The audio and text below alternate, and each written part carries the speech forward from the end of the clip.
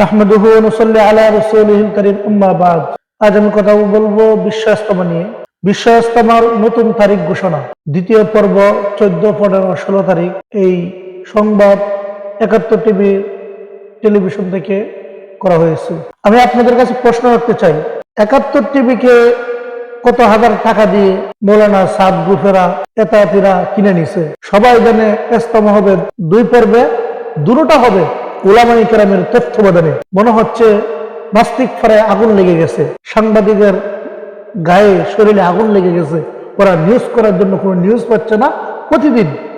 প্রতিনিয়ত 71 TV news করে যাচ্ছে দ্বিতীয় পর্ব 14 তারিখ, 15 তারিখ, 16 তারিখ ফেব্রুয়ারিতে হবে ইজতেমা সাদিয়ানি। আমরা জানি, আমরা বলছি, আমরা বলে যাচ্ছি, এই বাংলার জমিনে সাদিয়ানি কাদিয়ানি আর কোনো ইজতেমা হতে দিব না, না, না। টঙ্গীর ময়দানে ইজতেমা একটাই হবে, আলেমদের তত্ত্বাবধানে ইজতেমা হবে। কোনো সাদিয়ানিদেরকে আর ইজতেমা করতে আমরা কখনো দিব না। পরিশেষে আপনাদেরকে আমি একটা দাওয়াত দিতে চাই।